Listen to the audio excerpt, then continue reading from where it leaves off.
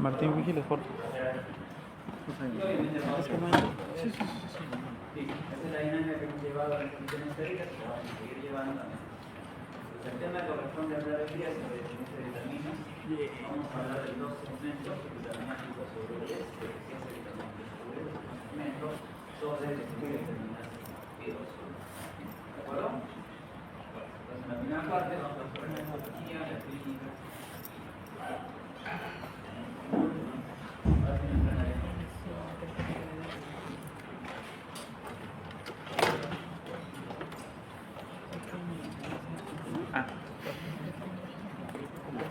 Sí, recién empezaba. Estoy grabando. Debería ponerle pausa. Ya hemos hablado anteriormente sobre poligonetos, una clase de descripción, maldición. Así que ahora vamos a hablar específicamente sobre deficiencias de vitaminas. Ya hemos visto ayer que muchas vitaminas incluyen también la deficiencia de otros oligoelementos, minerales, también en vías enzimales muy importantes. Y también tienen que ver sobre todo con la evolución de algún tipo de alguna de las enfermedades, ¿no? Vamos a referir sobre todo a los micronutrientes, ¿no? Bueno, las vitaminas cumplen funciones esenciales en el organismo y participan en las vías enzimáticas, en el anabolismo, metabolismo, también en la regulación de algunas hormonas, insulina, ¿no? Y también en otros minerales, magnesio, calcio, y bueno, en general. Pero cuando ya hablamos de clasificación de vitaminas, la clasificación clásica es proteínas solubles y las liposolubles, ¿no? La diferencia, digamos, entre una y otra, más allá de la solubilidad, es el hecho de que las vitaminas liposolubles sí se pueden almacenar. Entonces podemos encontrar reservas en el organismo, ¿no? A diferencia de las liposolubles, ¿verdad? Realmente van a tener que depender de la especie vital. Entonces, en situaciones de malnutrición severa va a haber una mayor prevalencia de vitaminas liposolubles o hidrosolubles. Hidrosolubles. Hidrosolubles.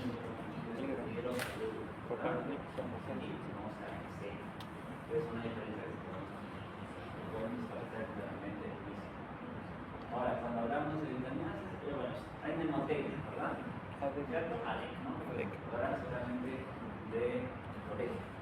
Pero cada una de ellas cumple funciones diversas y eso es lo que va a verse cuando evaluemos las formas funcionales, y eso es lo importante en el área clínica, en medicina interna, sobre todo para tratar de fijar algunos conceptos.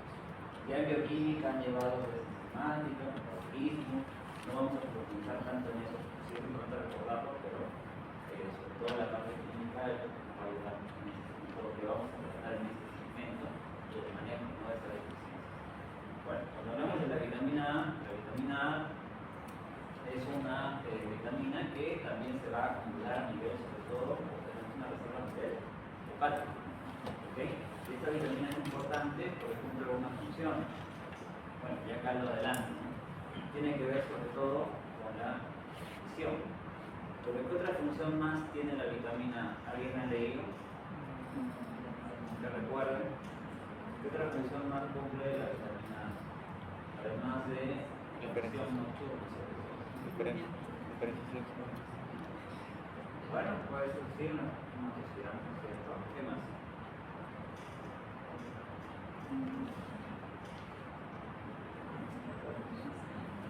Contienen eso.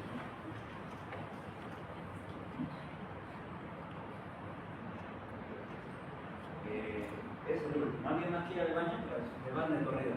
¿Alguien más quiere ir al baño? Que nadie más sale al baño. ¿De acuerdo? Ya, el último. Ok. Interrumpen, ¿eh? Interrumpan ese baño. ¿Qué otra función cumple la vitamina A? Diferenciación cerebral. ¿Está ahí? Nada. O sea, no todo lo creo que decidió, ¿cierto? No es la idea de una sesión teórica. ¿Qué otra función más cumple la vitamina A? Diferenciación. Tiene que ver también con la reparación de los tejidos, con las funciones a nivel de la estructura de la membrana celular. forma parte de alguna lipoproteína, la vitamina A.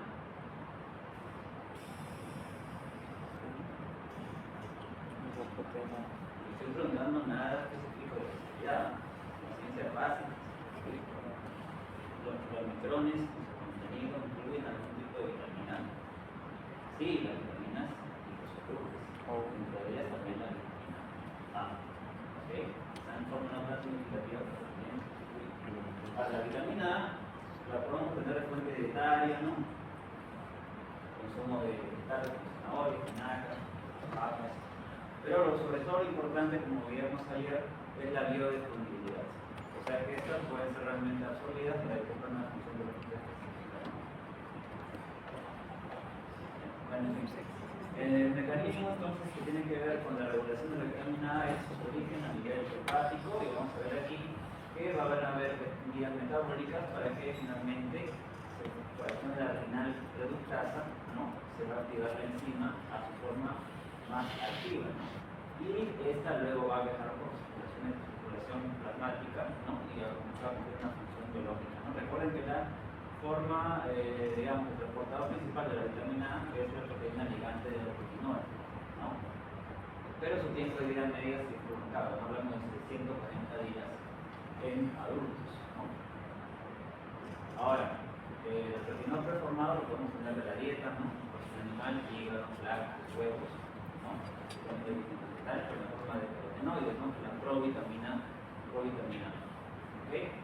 Bueno, recuerden lo que hablábamos ayer, la vitamina A también puede interactuar con otros nutrientes, ¿no? La vitamina E, por ejemplo, puede facilitar la absorción, ¿no? De la vitamina A, ¿no? El zinc también es importante para que se dé la vitamina A.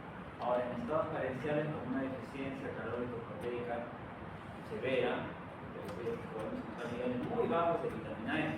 Seguramente el día lunes, creo que han llevado a esta clase teórica, habrán visto que en pacientes que tienen depresión calórico-proteica severa pueden encontrarse cuadros de ceguera, ¿verdad? Incluso en ese grupo de población de alto riesgo debería hacerse despistaje de deficiencia de vitamina A. Y hay pruebas para ello. Les voy a comentar en un momento más.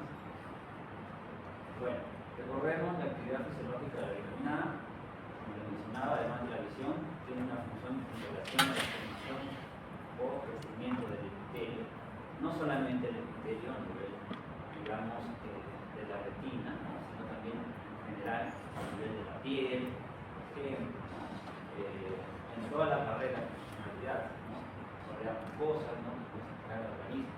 Y también se menciona que la vitamina A puede cumplir funciones en relación al desarrollo embrionario. Es una vitamina que cumple funciones fisiológicas diversas. Los requerimientos son, digamos, variables de acuerdo al grupo etario, y en pacientes que tienen desnutrición, sobre todo, vamos a ver o no, que pueden haber deficiencias de esta vitamina, sobre todo en grupos de riesgo, ¿no? Como podrían ser lactantes o en edades tempranas de la vida.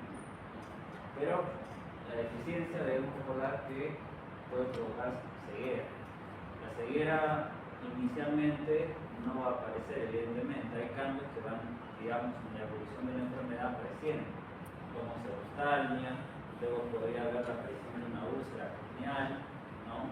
Y finalmente el paciente ya presenta una ceguera irreversible, ¿no?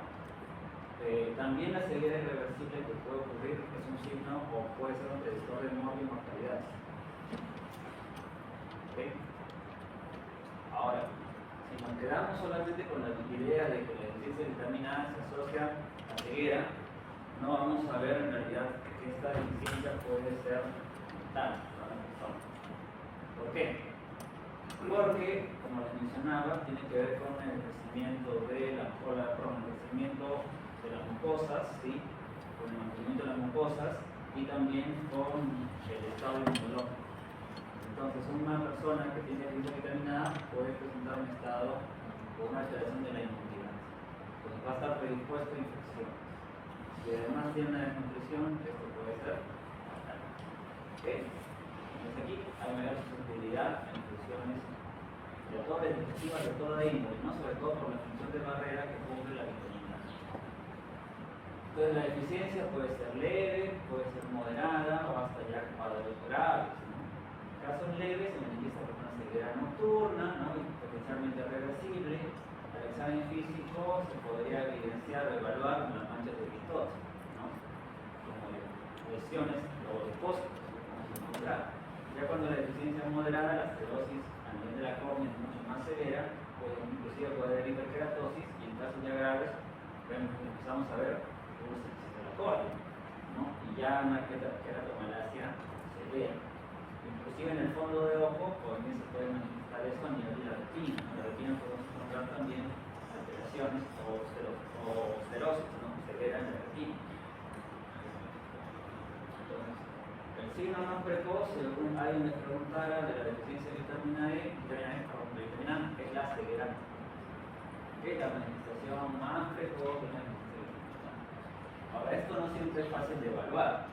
Esta es una clasificación de la OMS que es clásica en relación a la deficiencia de vitamina A en relación al compromiso popular, ¿no? Primero la ceguera nocturna, luego la ceguera conjuntival, y en casos ya mucho más severos, cuando ya no es totalmente reversible, úlcera corneal. Y xerostalmia a nivel de la retina. En estos casos generalmente ya la ceguera es irreversible. Cuando hay cirrosis o ceguera nocturna, potencialmente el cuadro puede ser reversible. Bueno, aquí vienen unas imágenes para que puedan reconocer cómo se evalúa, se evidencia una cirrosis conjuntival. Como ven acá, áreas secas, irregulares, efecto áspero, ¿no? Y en cambio una cirrosis ya a nivel de la córnea se ve con una córnea fluorescente, seca, y potencialmente podría inclusive ulcerarse, ¿no? Es lo que uno no quisiera que se dé. Entonces, vemos aquí la evolución, ¿no? Ceguera, manchas, cirrosis corneal, úlcera corneal y hasta una queratomalacia. Acá, por ejemplo, vemos los depósitos, las lesiones blanquecinas, ¿no? Que son las que se refieren a las manchas de litosis. Bueno, en casos severos vemos aquí ya la opalescencia en la córnea, vemos la queratomalacia, que puede abrir toda la córnea, ¿no? Y el paciente puede presentar ya en estos cuadros una severa irreversible. Como dice aquí, la tasa de mortalidad cuando se encuentra una queratomalacia, inclusive, puede llegar a ser hasta 75% en las siguientes semanas. Pero no por la ceguera, ¿no? Sino porque va a conllevar una alteración de la inmunidad, una mayor susceptibilidad a infecciones. Esa es la conclusión. ¿Okay? Por eso es que este es un signo de mal pronóstico, que haya queratomalacia en el contexto de una deficiencia de vitamina A. Eso es lo que les mencionaba, ¿no? La vitamina A tiene funciones en relación a una respuesta inmunitaria deficiente. Entonces, cuando hay falta de vitamina A, se pierde la protección de las barreras mucosas, hay una susceptibilidad entonces a infección. Inclusive también regula la respuesta inmunitaria de los linfocitos y los tecidos, ¿no? Entonces, también esta puede estar deficiente, puede haber alteración de la respuesta de la inmunidad celular. Entonces, esto aumenta más aún el riesgo de infecciones, ¿no? Recuerden, fijen el concepto, vitamina A tiene que ver con regulación de la acción, también de las barreras mucosas, y puede predisponer su deficiencia a infecciones. ¿Okay? No nos quedemos solamente con vitamina A y ceguera, vitamina A y ceguera. Quizá cuando lleven cursos de pediatría podrán ver que existen guías técnicas para hacer detección precoz de ceguera. En poblaciones de alto riesgo, zona fetal, todavía hay desnutrición crónica, visto ustedes. Por ejemplo, ¿en qué departamentos encontramos desnutrición crónica? Según el ENDE de 2025. ¿Cuál es el principal departamento en el cual hay mayor tasa de desnutrición crónica menor de 5 años? Imagino que al revisar su grupo. Cabeliquino. Bueno, Cabeliquino es la clase, ¿no? ¿Y dónde más? Está en el top. A mí menciona madre, igualmente son zonas también, si mejor es anemia crónica, ¿no? Tengan en cuenta eso. Bueno, en general, lo que buscamos aquí es hacer un despistaje, y para eso podemos hacer unas pruebas relativamente sencillas, como podría ser hacer impresiones psicológicas de la conjuntiva, ¿no? En poblaciones pediátricas. Entonces, no es tan complejo, requiere sí un cierto entrenamiento, podremos detectar precozmente, ¿no?, cómo está el epitelio conjuntival. Y estas impresiones que se toman podemos encontrar en los hallazgos el desprendimiento, la aparición de las células crisiformes, la aparición de células caracterizadas, signos, digamos, de aparición de riesgo de aparición de queratomegasia. Es una manera de detectar precozmente y poder tener una instrucción al tratamiento de la deficiencia de vitamina A. La relación al tratamiento hay varias formas de presentación y esto se aplica para varios tipos de vitaminas. Obviamente, si es una deficiencia leve, además de la dieta, podríamos incluir suplementación por vía oral, ¿no? Pero cuando son casos ya mucho más severos, tendríamos que considerar la aplicación parenteral, la vía de administración parenteral. Por ejemplo, existen, ¿no? Formas de aplicación, por ejemplo, ¿no? De forma parenteral, ¿no? Por ejemplo, hablamos de los 5.000 unidades de vitamina A, que es una de ellas, ¿no? Pero la idea es que el paciente reciba una dosis, digamos, de inicio y luego una dosis de mantenimiento. La dosis de inicio puede ser parenteral y luego la de mantenimiento por vía oral, sobre todo en casos de queratomalacia o en todo caso con el compromiso a nivel visual es severo. Si es una deficiencia que todavía es incipiente, podríamos indicar vía oral, pero dosis altas, como ven aquí. Estamos dosis de observar marcador de sentido a nivel internacional. Bueno, pero siempre es importante el seguimiento, ¿no?, de estos pacientes. Eso respecto a la vitamina. Esto sí seguramente va a ser más familiar para nosotros porque lo conversamos ayer. Me refiero a la deficiencia de vitamina D, ¿no? La vitamina D es importante porque interviene en la regulación también por la absorción de calcio, ¿cierto?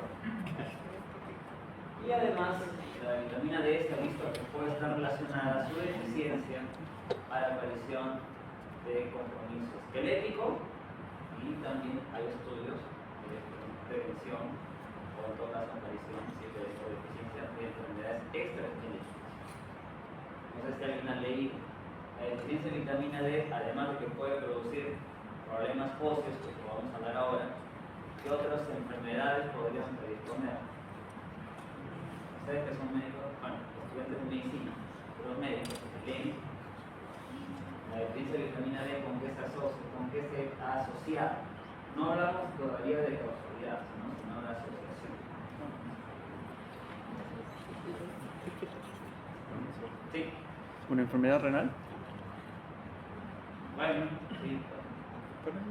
Aunque eso sí es un concepto clásico. Por el lado del bueno, ¿qué más?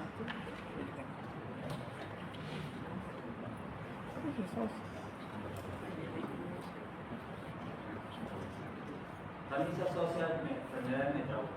Ya, lo vamos a ver ahora. No es nada concluyente. Ustedes leen, no han leído sobre prediabetes, diabetes mellitus. Han visto que se han encontrado algunos estudios que en esta población puede haber deficiencia de vitamina D. Y hay teorías, teorías no de hace 5 años, no hace más de 50 años, solamente que se están retomando. Los invito a leer si tienen que estudiar. Lo clásico es que la deficiencia de vitamina D se asocie a raquitismo y a cefalacia, ¿verdad? Sí, eso sí se acuerdan, ¿verdad? ¿Cierto? El raquitismo, ¿dónde lo encontramos? ¿En adultos o en edad pediátrica? ¿Cierto? La cefalacia en adultos. ¿Cuál es la diferencia entre el raquitismo y la cefalacia en relación al hueso? El raquitismo es un hueso que está en crecimiento. Cambia la cefalacia a un hueso maduro. Igual también ya hubo el cierre de la. Bueno, la prevalencia de la vitamina D, bueno, nosotros podríamos creer que es más prevalente, sobre todo en zonas. ¿En qué zona sería más prevalente la deficiencia de vitamina D de dedo?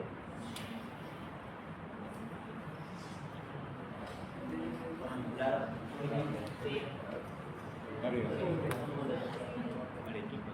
Claro, sean lejanos a los trópicos, ¿no? Sí. No hay tanta exposición solar, ¿cierto? Pero eso no quiere decir necesariamente que en poblaciones en las cuales hay sí exposición solar no vaya a haber deficiencia de vitamina D, ¿okay? Porque no es la única fuente, ¿no? Evidentemente, ¿no? duración de exposición solar sí se podría predisponer de acuerdo a la distribución del grafo. Pero también tiene que ver con la ingesta, ¿no? Ingesta de estos nutrientes que pueden estar deficientes por problemas de absorción.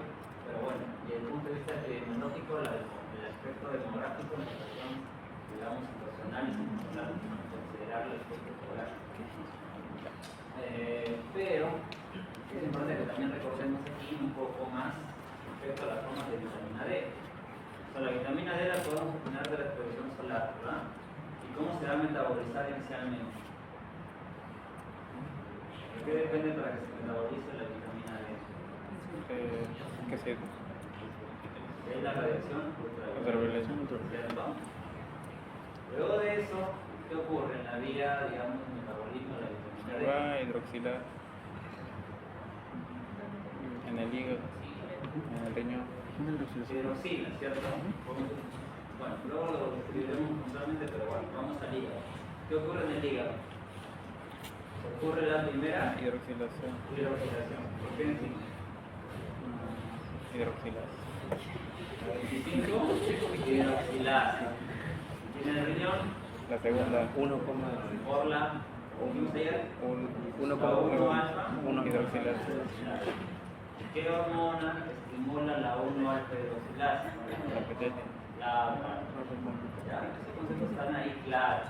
Ahora, la fuente dietaria es importante, ¿verdad? ¿Cuál es la fuente, digamos, de vitamina D que incluye más la ingesta de alimentos de origen animal? ¿La vitamina D3 o la D2? La D3, ¿verdad? La animal. ¿Cierto? Bueno, la forma de vitamina D3 tiene, digamos, un mayor componente de origen animal. También puede tener origen vegetal, pero no lo comentamos. ¿Cuál es el que es más potente desde el punto de vista biológico? ¿La D2 o la D3? La D3. ¿Y cuál es el que se absorbe en mayor cantidad? ¿D2 o D3? D3. ¿Cuál tiene menos tiempo de vida media? Pues como ven acá, D2 menos tiempo de vida media, menor tiempo de vida media, D3. Ustedes han visto, de repente algún familiar conocido, consume vitamina D, ¿no? Habrán visto que hay varias formas de presentación, ¿verdad? Entonces tenemos la D2 que es llamada ergo-calciferol y la D3 que es colecalciferol. Esa es la terminología. Bueno, esto es lo que les decía, ¿no? A nivel, digamos, de la piel, por la exposición a radiación ultravioleta, la del 7 de hidrocolesterol se va a convertir en colecalciferol, que es la vitamina D3, pero también la podemos obtener de la dieta, ¿no? La D3. Origen animal sobre todo D3, origen vegetal D2, ergo-calciferol o colecalciferol, si es D3. El hígado, la primera enzimática, la segunda Calcitriol. también llamado esto, la 1,25 hidroxivitamina D3, es el calcitriol. Que es la forma activa de vitamina D. Ahora ustedes dirán por qué no usamos en los pacientes vitamina D, por qué no le damos a todo calcitriol. Va a depender de cada caso, cuál es la etiología de la deficiencia de vitamina D, que es lo que queremos realmente corregir. Pero desde ya les digo que el calcitriol tiene un tiempo de vida media corto, ¿no? O sea, alrededor de 6 o 12 horas, se pierde su efecto. A diferencia de la vitamina D3, que han visto ustedes que tiene un tiempo de vida media mucho mayor, o la D2. Bueno, digamos, las funciones clásicas de la vitamina D, de alguna manera las hemos ya revisado, ¿no? Tiene que ver con la remoción del calcio, el fósforo y la mineralización ósea, no quisiera andar mucho en eso. Ahora revisemos cuáles son las causas que pueden llevar a la deficiencia de vitamina D. Para que, sobre todo para ver si están escuchando, si no, prestando atención en la clase, ¿alguna causa de deficiencia de vitamina D que podrían dar? Vayan pensando. Aparte de disminución de la ingesta, aparte de la insuficiencia renal crónica, aparte de esas, ¿algún otro factor podría proporcionar la deficiencia de vitamina D? Ahora vamos a preguntar a alguien, ¿podría decir? ¿Quién? Ah, bueno, el delegado Leonardo Fabián Galindo.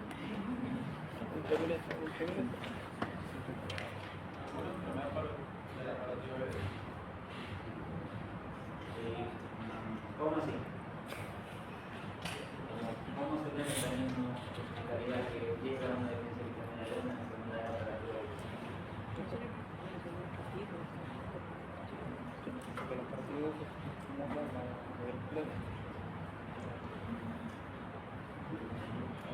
Crea hipoparatiditismo.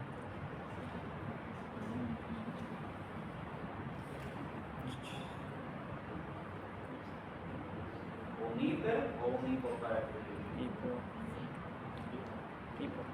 Bueno, yo sé que no han llevado todavía 70. ¿Sería un hiper o un hipoparatiditismo? Hipo. Pero un hipoparatiditismo. Más bien el hiperparatiditismo puede sí al final haber por consumo deficiencia de vitamina D. Porque recuerden que la paraformona va a formar forma activa de vitamina D. Pero cuando es un hiperparatiditismo de larga data, puede haber al final también una disminución de la reserva de vitamina D. Bueno, eso lo van a entender seguramente cuando lleven este tema, un poco más. Pero en realidad hay muchos más ejemplos, ¿no? No sé por qué se han quedado cortos. A ver, ¿quién quiere dar un ejemplo? Tiene que ver con toda la vía enzimática que acabamos de revisar, ¿no? Bueno, ya, lo digo yo. ¿Cirrosis? Problemas hepáticos pueden llevar deficiencia de vitamina D, ¿verdad? Un paciente con cirrosis, un paciente que tiene un trastorno de mala absorción, que no absorbe vitamina D, también igualmente, ¿verdad? Entonces, fármacos que alteren también la absorción de vitamina D, ¿verdad? O deficiencias de otros oligoelementos. En fin. Vamos a decir. Entonces, hay factores, digamos, patológicos, ahí está lo que estamos conversando. También está el factor dietario, factor ambiental y también podría haber un factor genético, ¿no? Una enfermedad genética que afecte el metabolismo de la vitamina D. Actualmente se considera la vitamina D una hormona. ¿Okay? También lo vemos desde ese punto de vista. Una hormona. ¿Por qué? Porque además cumple funciones biológicas diversas como la química. ¿Okay? Y su deficiencia también provoca un cuadro clínico. ¿Okay?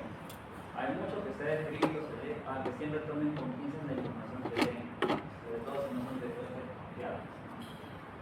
Tampoco es que le vamos a dar vitamina D a todo el mundo. Bueno, la cantidad de vitamina D2 o D3 depende de la fuente, sobre todo si es un animal o vegetal, ahí pueden ver esa tabla, tienen que tampoco saberlo de memoria, pero digamos en nuestra alimentación deberíamos siempre incluir el consumo de pescado. ¿Cuántos de nosotros comemos pescado a la semana? A la semana, ¿no? La mayoría, ¿sí? Levanten la mano, ¿quiénes consumen pescado? Cada 2 o 3 días. Entonces podemos decir que de alguna manera estamos haciendo prevención. Yema de huevo también, hígado, grasa que tengan, La trucha. ¿no? Y algunos hongos también incluyen ergocalcium.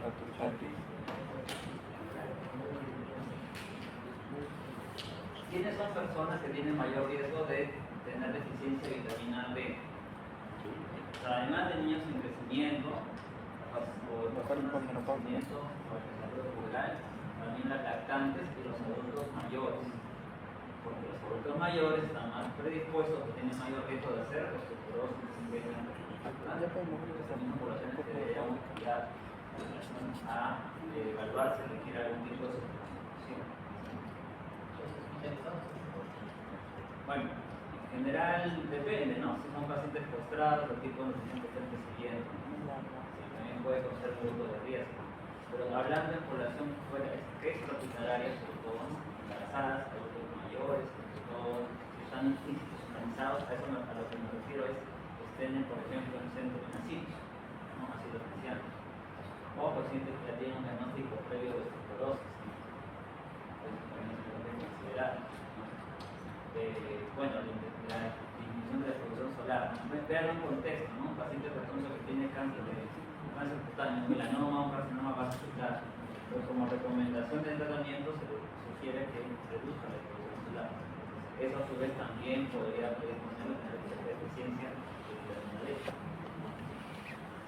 Si ustedes revisan el alto D pueden encontrar más etiologías, pero esas son las importantes. Ahora, el cuadro clínico, lo clásico es que se asocia a raquitismo y osteoporosis, ¿verdad? Pero, lo que les mencionaba, hay estudios que vinculan o asocian la deficiencia de vitamina D con un mayor riesgo de aparición de diabetes mellitus tipo 2.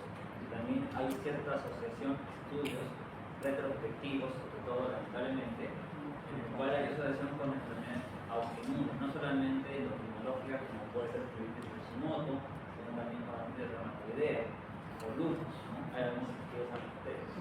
Y con menos nivel de evidencia, pero también se describe con algunas situaciones como neoplasias, ¿no? Es un área que todavía está en boga, pero eso no quiere decir que debemos hacer despistaje indiscriminado de pacientes con zona D, sobre todo tratar de focalizar cuáles son aquellos grupos de riesgo que sí se pueden beneficiar. En los últimos 2 años se han publicado algunos estudios, sobre todo en relación a pacientes con prediabetes. Quizá en esos grupos podríamos hacer también algún tipo de evaluación, ¿no? De ciencia de vitamina D. Bueno, vamos a lo clásico, ¿no? Lo clásico que como sí estudiantes de medicina deben ustedes recordar, ¿no? El raquitismo y la osteomalacia. Para toda paciente que tiene deficiencia de vitamina D, ¿va a ser raquitismo o va a ser osteomalacia? ¿Por qué depende?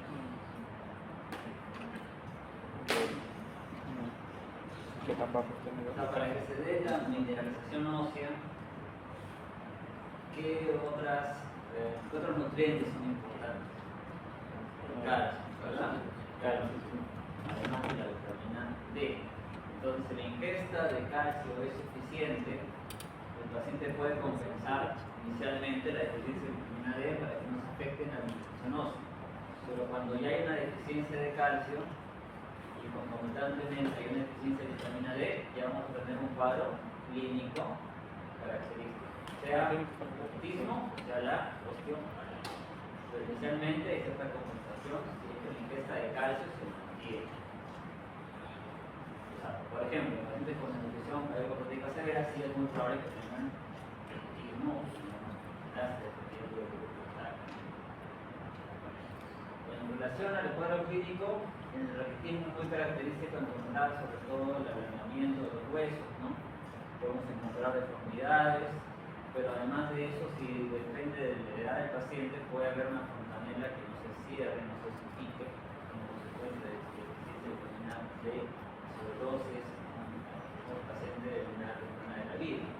También puede haber síntomas intestinales, ¿no? Excesivo dolor también a nivel central, y también puede haber hipotonía, ¿no? Si vamos ya a la parte bioquímica, en estadios moderados avanzados, vamos a encontrar sí calcio y fósforo bajo, inclusive alteraciones a nivel de las placas radiológicas, y además encontramos en la parte ya bioquímica el dosaje de la 25-hidroxicalciferol muy disminuido.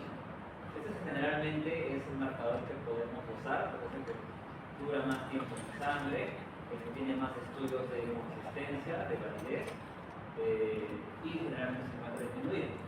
La fosfatasa alcalina es un marcador de metabolismo óseo, si también de colestasis, pero en este caso, sobre todo el metabolismo óseo, vamos a encontrarlo aumentar, ¿no? Y la paratormona puede tender a subir, ¿no? Pero si yo les preguntara, ¿el raquitismo está asociado a un hiperparatiroidismo primario, secundario o terciario? Secundario, ¿verdad? La deficiencia de vitamina D.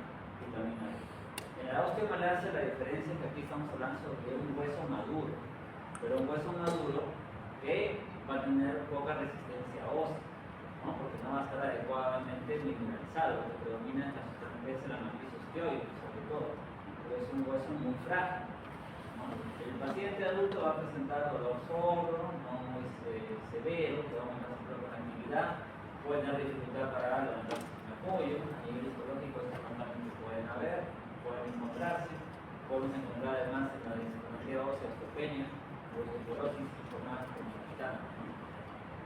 Hay algunas descripciones radiológicas clásicas, como las sombras de Lusser, que son estas zonas opalescentes, ¿no?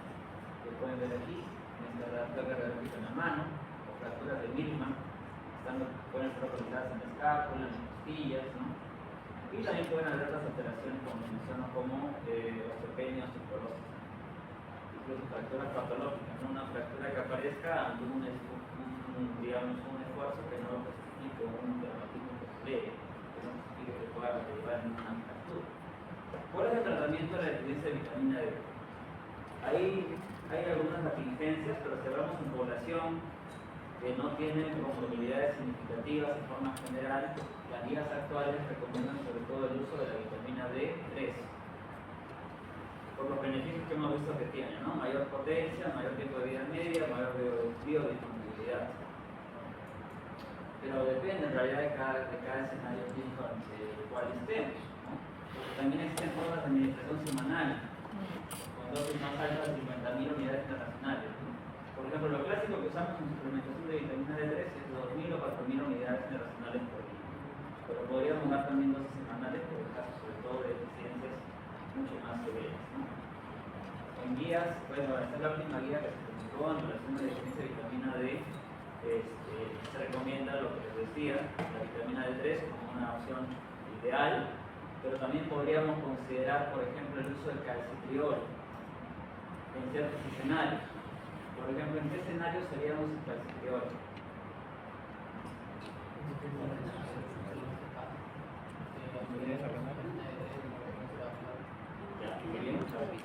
En una situación podría ser el paciente renal que no tiene forma activa de vitamina D, y otro, creo que lo acabamos de decir, un paciente con hipoparatiroidismo, ¿cierto? Ahora, si bien es cierto, ustedes habrán visto de repente con sus diseños de calcitriol, hay otros metabolitos activos de vitamina D. Todo eso es sintético, estamos hablando de calcitriol y otros metabolitos. Sería importante considerarlo para esos casos específicos, no para todos los pacientes. También si tengo un paciente psiquiátrico que no puede consumir medicamentos diariamente, a través de una forma semanal, va a ser mejor para ese caso, ¿no? Si no puedo garantizar la adherencia al tratamiento, ¿no? Bueno, también en la guía ya mencionan el beneficio en población que no tiene compromiso necesariamente esquelético. Por ejemplo, en pacientes con prediabetes se puede considerar suplementar con vitamina D. Lo ideal es hacer un despistaje y de acuerdo a eso ver si es necesario suplementar. No se lleve la idea que todo paciente con prediabetes debe tomar vitamina D. Sino de repente evaluar por los factores de riesgo en este grupo de pacientes y podría beneficiarse de usar vitamina D, porque hay algunos estudios de 2 o 3 años de seguimiento. Para prediabetes, eso es lo que yo les podría decir. También estoy investigando las enfermedades autoinmunes, pero no hay tanta evidencia al respecto. Bueno, entre ergocalciferol de 2 o de 3, ya hemos visto la comparación, ¿no? Un poco más a favor de la vitamina D3. ¿Qué? Tener en cuenta cosas que no son semejantes y no son tan costosas. La vía parenteral también se reserva para casos específicos, ¿no? Tal vez en situaciones, por ejemplo, de reumatismo o de displasia, podría configurarse la vía parenteral de vitamina D, ¿no? Pero no es lo más frecuente, ¿no? Okay. Eso en relación a la vitamina D, hablemos de la vitamina E. Seguimos con ¿alguna idea? Sí. Yo les menciono vitamina E, ¿con qué la asocio? Me refiero a función, ¿no? Funciones biológicas. Okay. Vitamina E. Antioxidante. Es de nada. Antioxidante. Por ahí vi que ¿Qué dice la publicidad? ¿Qué dice el marketing? Ayuda a la infertilidad. Antioxidante, meramente. Vi que causaba infertilidad rápida. como antioxidante, ¿cierto? Salía mal. Pero realmente tiene poder antioxidante, ¿no? ¿Qué dijo? Estructura química. La podemos encontrar en fuentes diversas, sobre todo en aceites, en nueces, también la podemos encontrar en el avocado, la palta, Aguacate. ¿cierto? Hay fuentes, digamos, sintéticas y naturales, ¿no? Y hay formas activas de ello. Yendo a eso, la forma activa de la vitamina E vienen a ser los tocoferoles y los tocotrienoles, ¿no? La forma activa es el alfa-tocoferol. Alfa-tocoferol es la forma activa de la vitamina E. La vitamina E también, además de ser un antioxidante, cumple funciones a nivel del sistema hematopoyético y también a nivel de las membranas celulares. ¿Okay? Bueno, el alfa-tocoferol es la forma más activa, pero existen otros isómeros entre los tocoferoles, el alfa, beta, delta y gamma tocoferol. ¿Okay? Pero se prefiere siempre, cuando hablamos ya más adelante de tratamiento, el uso del alfa-tocoferol. Suplementar con el alfa-tocoferol cuando es necesario. Hay formas, digamos, de origen también vegetal o sintético que se pueden usar. ¿Qué es lo que le da el poder antioxidante a la vitamina E? Dentro del alfa-tocoferol, de la forma activa, es el anillo promanol, que es el que le da la potencia de hacer antioxidante a la vitamina E. ¿Okay? Hay cadenas laterales, hidrofóbicas y hay grupos hidroxilos, que es lo que determina que existe el alfa, beta, gamma, delta, tocoferol. La diferencia. Bueno, la fuente alimentaria, como mencionaba, importó las aceites de girasol, crema de trigo, aceite de soya, no tienen que tampoco quedar de memoria esto, pero saber que tenemos fuentes alimentares. Ahora, el problema de suplementar o pensar que estoy suplementando vitamina E con los aceites, ¿cuál creen que es? Un problema. Claro, muy bien. Por un lado, puedo estar haciendo un beneficio en cuanto me está recibiendo un antioxidante, ¿no? Pero podría estar aumentando su ingesta de líquidos. Muchas veces se prefiere formas puras, aisladas, sintéticas, de suplementación por vía oral como el completo. Pero una dieta balanceada sí incluye o cubre y podría los requerimientos sintéticos. Bueno, también se depositan a nivel hepático, recuerden que son una hormona liposoluble, es transportada sí por las lipoproteínas. Recuerda el concepto, ¿no? Las vitaminas liposolubles se pueden transportar por lipoproteínas, forman parte de los kiloneutrones, vitamina A, la vitamina D, la vitamina E, la vitamina K. ¿Okay? Se van a procesar a nivel hepático, o metabolizar, quiero decir, la vitamina E, para luego cumplir su función biológica. Por eso que hay unos estudios que relacionan la vitamina E también como parte de un tratamiento que puede tener cierta efectividad, además del poder antioxidante, sino también por el efecto en relación a las lipoproteínas, para revertir esos cuadros de esteatosis hepática. Pues hay estudios en los cuales se encuentra beneficios de suplementación a corto plazo, bueno, no con mediano plazo, pero con vitamina E. Puede revertir cuadros de esteatosis hepática. Lean, si quieren ver esa evidencia, pueden utilizar leyendo sobre vitamina E y esteatosis hepática. Voy a hablar de eso. Bueno, el hecho es que el tocoferol lo que va a hacer es, va a donar un electrón de esa manera, o un hidrógeno, de esa manera va a causar un radical libre, ¿no? Y va a formar un complejo, por ejemplo un complejo radical tocoferolcino, ¿no? Y este complejo es lo que va a inhibir que se progrese el proceso oxidativo, lo bloquea, ¿no? Y lo que permite luego que esa vitamina E no se pierda y se vuelva a regenerar es también la acción de otra vitamina que es la vitamina C. O sea, la vitamina C también contribuye en la acción de la vitamina E. ¿De acuerdo? Siempre tengan en cuenta eso. Funciones biológicas de la vitamina E, además del poder antioxidante, tiene que ver con el mantenimiento de las membranas celulares, también cumple una función inmunológica, puede regular la respuesta inflamatoria y tiene sinergia con otros estados nutricionales como de selenio, vitamina C, y también una función reproductiva, ¿no? Anteriormente le daba mucho hincapié a esto, pero hay algunos estudios que hablan de la corrección de la vitamina E y mejoría de la fertilidad. Por ahí también hay otros estudios al respecto, en relación a otras funciones biológicas de la vitamina E. Por ejemplo, lo que les mencionaba, ¿no? Se va a formar un complejo con el radical libre y este anillo que contiene el tocoferol, y eso va a inhibir que progrese el estado oxidativo, ¿no? Siempre de rescate actuando la vitamina C para regenerar la vitamina E. Bueno, la implicancia clínica no es tan clara, en realidad, me refiero a estados de deficiencia, porque más se relaciona con componentes o riesgo metabólico. Entonces, la deficiencia de vitamina E podría estar asociado a mayor riesgo de eventos cardiovasculares, porque se pierde el efecto antioxidante, también una menor respuesta inmunitaria, también se describe que podría aumentar el riesgo de cataratas, ¿no? Y trastornos neurodegenerativos, sobre todo por el efecto protector a nivel de las neuronas celulares, ¿no? Que podrían verse disminuidas cuando hay deficiencias. Y lo que les decía en el hígado graso más el link, son varios estudios por Stevens y Tonics, en el cual se ve que la suplementación podría mejorar o revertir la esteatosis, no es algo de fibrosis, sino esteatosis.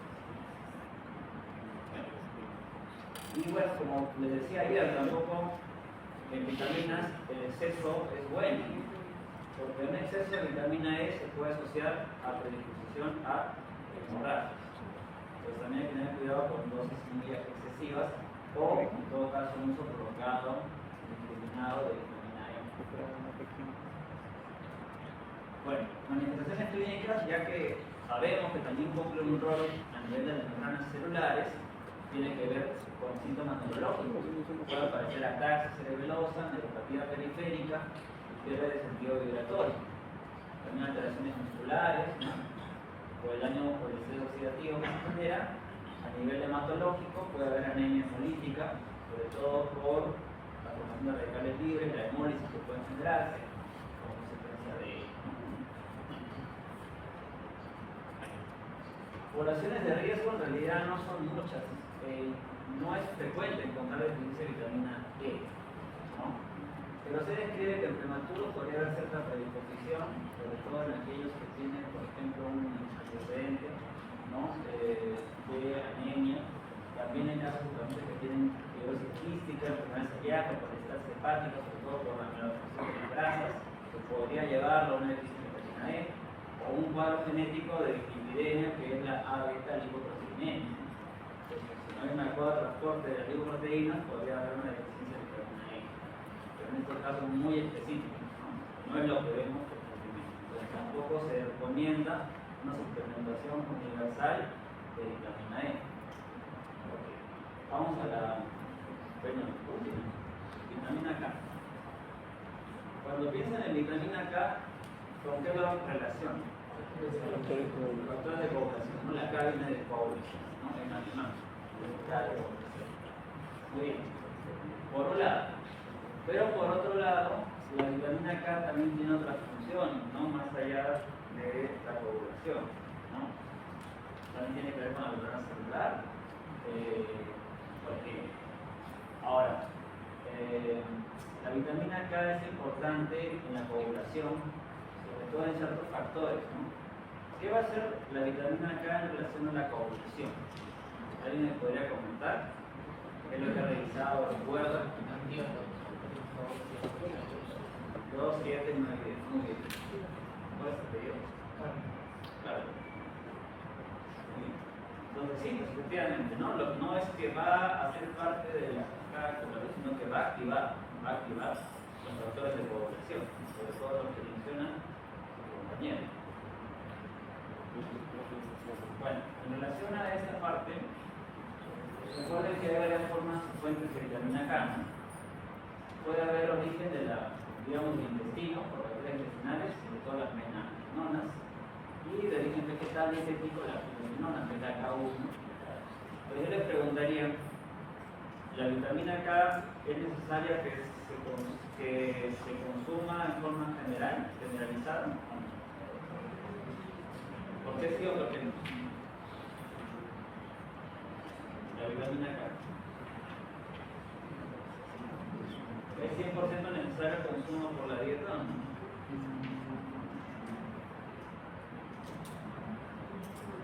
No, ¿verdad? Porque lo podemos poner de la microbiótica, ¿cierto?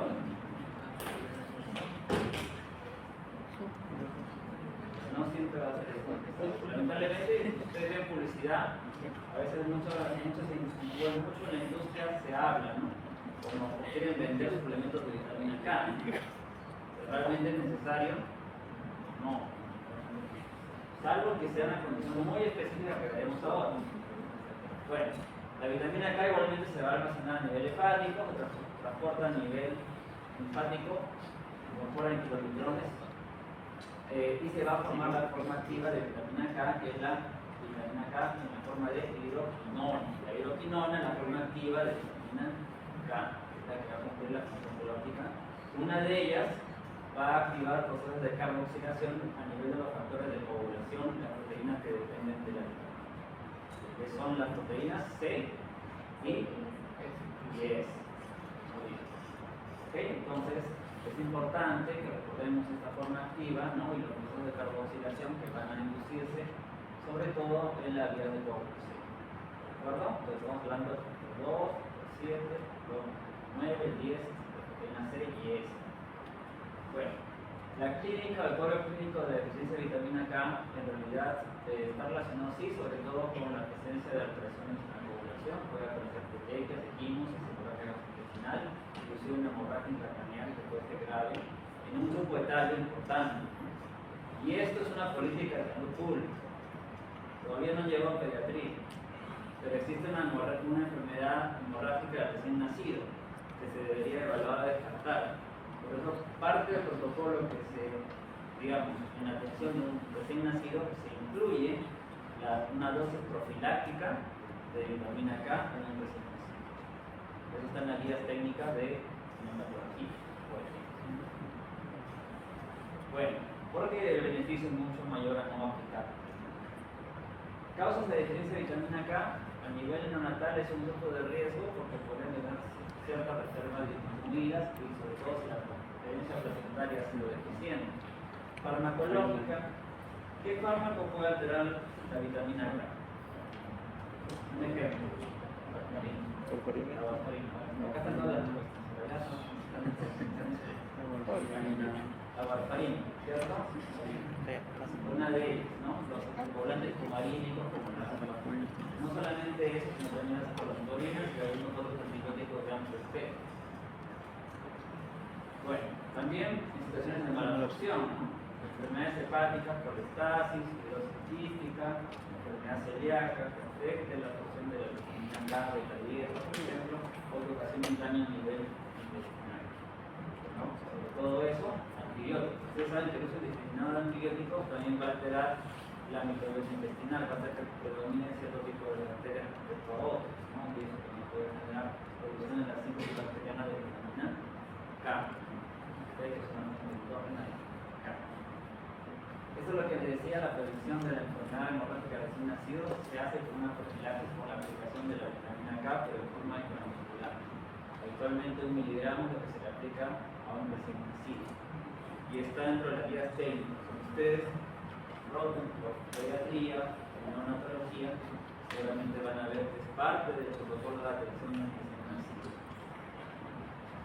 Pero más allá de eso, hay otras situaciones en las cuales podemos encontrar deficiencia de vitamina K, ¿no? Como hemos mencionado, pacientes, por ejemplo, sobreanticoagulados o pacientes que tienen otras deficiencias, otras enfermedades concomitantes como hemos visto a nivel hepático.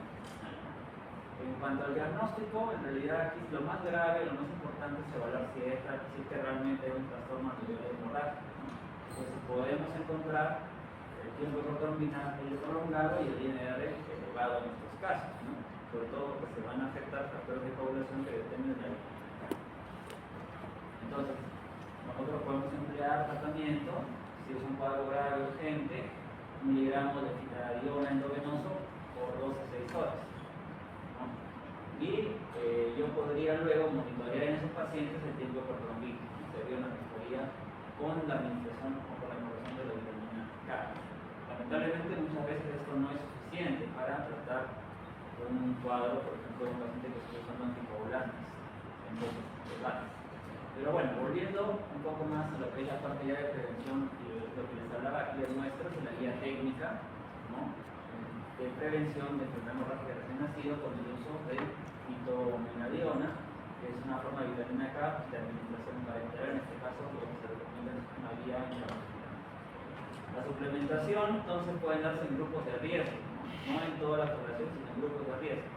Ya hemos visto el caso de un paciente que use anticoagulantes cumarínicos, ¿no? El uso crónico de warfarina. El problema, y esto lo hemos visto en pacientes lamentablemente hospitalizados, es que cuando un paciente usa warfarina, imaginen el INR puede trepar, ¿no? Puede trepar, claro, uno como tratamiento desea que llegue a un nivel aceptable de anticoagulación, puede ser por ejemplo por un tromboembolismo pulmonar, pero si llegara a un nivel de 5, de 6 o de 10 de INR, pues quizá solamente dar vitamina K no va a ser 100.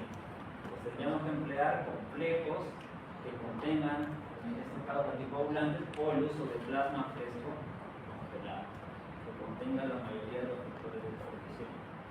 ¿Okay? Bueno, si no son esos escenarios, podríamos emplear o hacer uso de la vía oral, ¿no? De titanidona, entonces de 1 a 10 miligramos.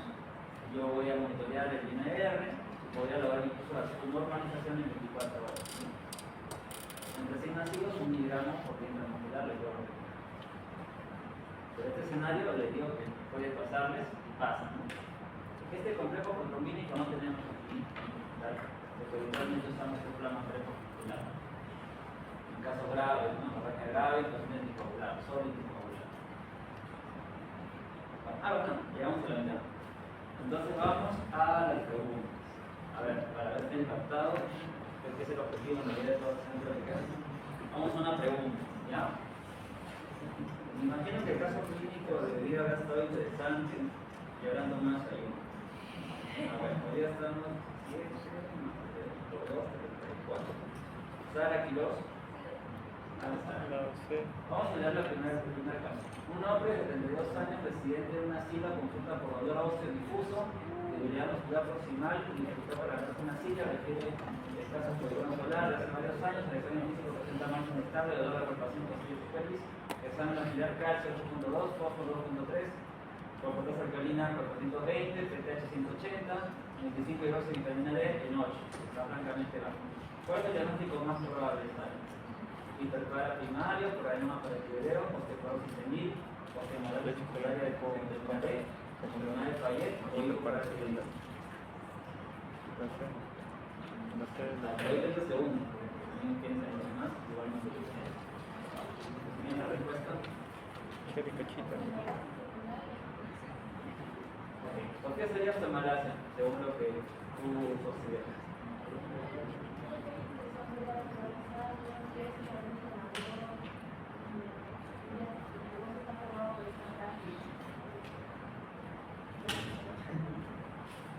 ¿Todos de acuerdo? Sí. Sí, un cuadro de osteomalacia y secundario de déficit de vitamina D. Correcto. Siguiente pregunta. A ver.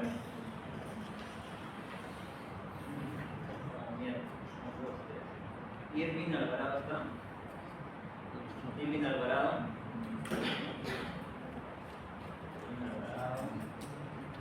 Faltó. Bien. 4. José Andazábal. José Andazábal. ¿Por qué la nueva elástica aquí? Sí. A mí no me agarró.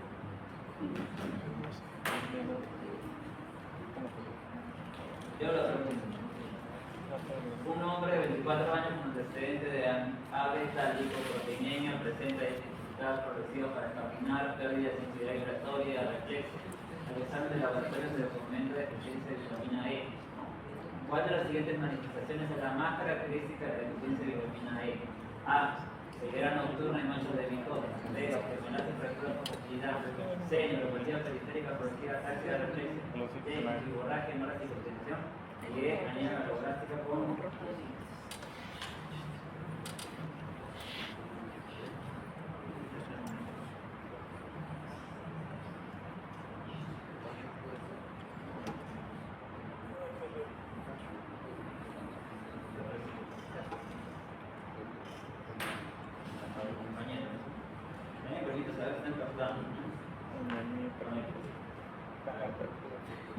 Gerson Baracha está.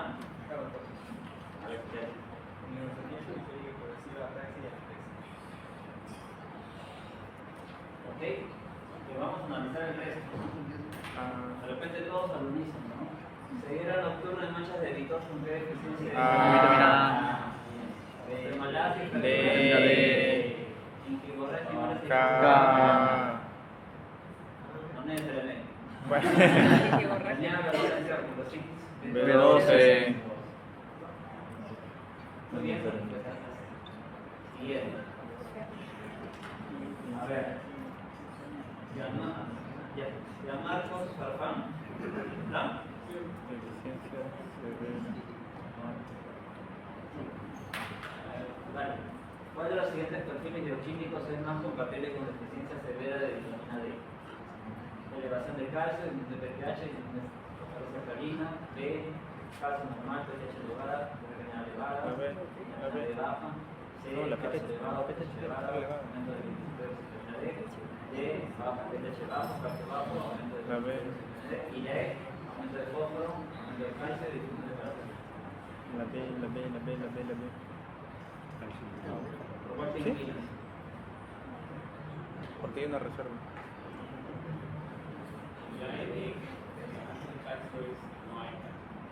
Normal. ¿Cuál sería su plasma? ¿Está calificado o no? Descalifica. Es la B, porque si no hay vitamina D, el cuerpo va a tirar pH para que aumente. La B. ¿Todos de acuerdo? Sí. ¿Sí? ¿Todos de acuerdo? La B, no estamos en la B.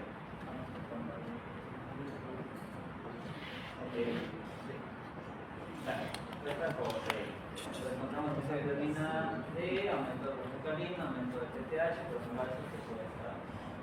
Todo lo demás no es compatible con el efecto severo de vitamina D. Claro. Listo, otra pregunta más. Ya, existe vitamina D. A ver.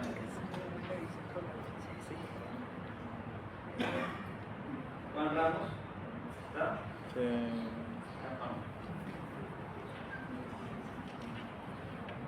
¿Cuál era la pregunta? Se ve ahí.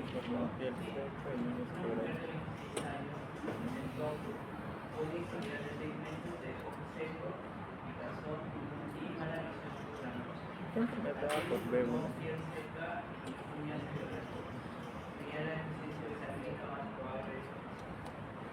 ¿Cuál sería?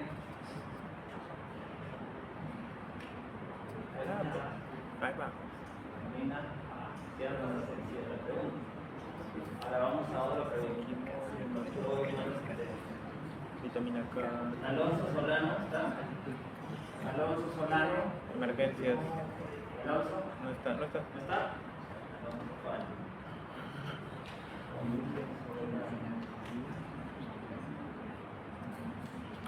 Carlos Irincha. Creo que Carlos Irincha está. no. Puede ser inorgánico volcánico. Martín Sánchez.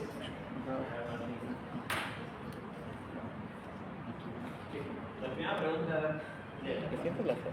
175 años, movilidad crónica, presenta hipnosis, hematuria, INR prolongado. ¿Qué deficiencia vitamínica? Explícame por favor.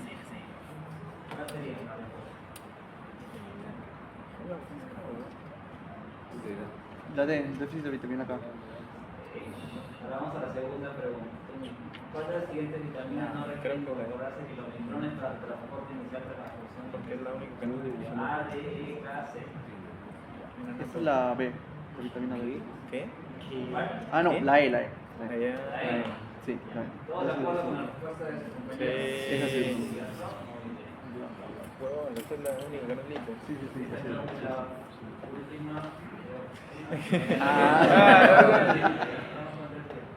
Respecto a la vitamina K, la respuesta correcta aquí es Se puso falta. Le dejo eso para que repasen.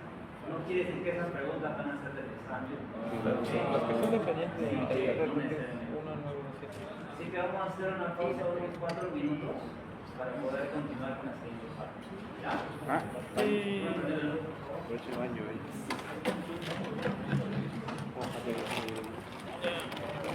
Espérate, ¿va a haber otra cosa? No, pausa. En realidad la segunda parte no es tan clara como la primera, pero eso lo tienen también ustedes. Lo voy a abrir siempre su presentación, si no, no tienen información. ¿Ya? Con relación a las vitaminas hidrosolubles, aquí el problema viene del hecho de que estas no se van a depositar en el organismo. Entonces va a depender de la ingesta dietaria para que no ocurra una deficiencia de estas vitaminas. Ejemplos de vitaminas hidrosolubles, ¿cuáles son? Les quiero escuchar. A ver, me pasa que toma asistencia. A ver, está con Jonah Nuña. Jonah Nuña está. Y no se manifiesta por su parte. Alania Quispe. ¿Está? Sebastián Alania. Muy bien. Aquino Prado, ¿está? Arenales Maita, Presente. a ver su respuesta.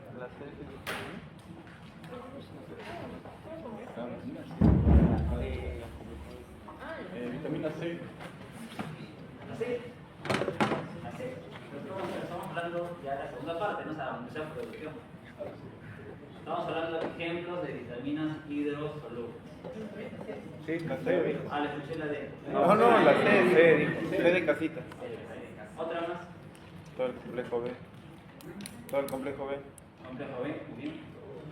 ¿Alguna otra más? No.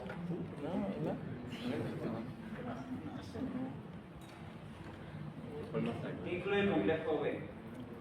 B1, B2, B3, B5, hasta la 2. 9, B2. 2. He escuchado Está Jorge Aucahuasi, Sí, doctor, presente. Linda Barreros. Paredes. En relación a este tema, ¿alguna función que cumpla el complejo B? Cualquier una pregunta general.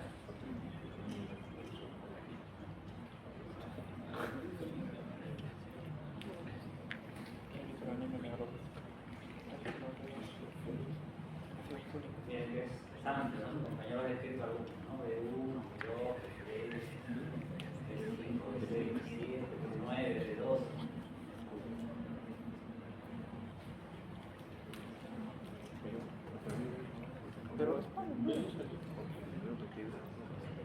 Milton Cárdenas. Héctor Córdoba. ¿Está Héctor Córdoba? Son 50, tienen que llevar. A ver. ¿Está? ¿No está? No está. Cruz Damaso. ¿Alguna función de complejo B? Metabolismo energético. Luis Cuellar. Sí, la misma pregunta. Síntesis de ADN, muy bien. Camila de la Cruz. Camila de la Cruz.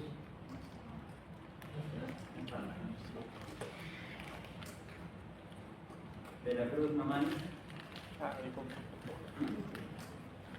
No está, ¿no? Ok. Bruno Fierro Lozano. Presente, doctor. ¿Alguna función que complejo B?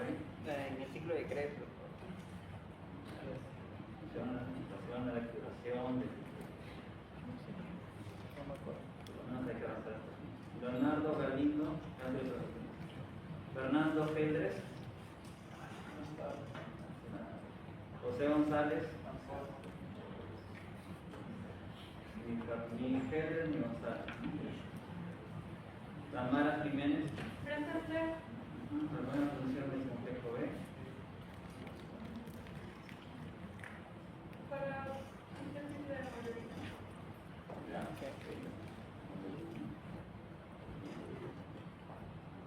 Martín Yopia. Rodrigo Mateo Sánchez. Tengo una pregunta, una función complejo B. La que hace mi. La formación de los glóbulos rojos. ¿Perdón? La formación de los hematíes. Bueno, tiene que ver con lo que ha comentado su compañero, pero por ahí. Mantenimiento de lo que es la composición del cabello. Esta es más parte clínica, ¿no? Ha sido un cases, por ahí podríamos relacionar. Bueno, por lo menos hasta ahí. Seguimos. Bueno,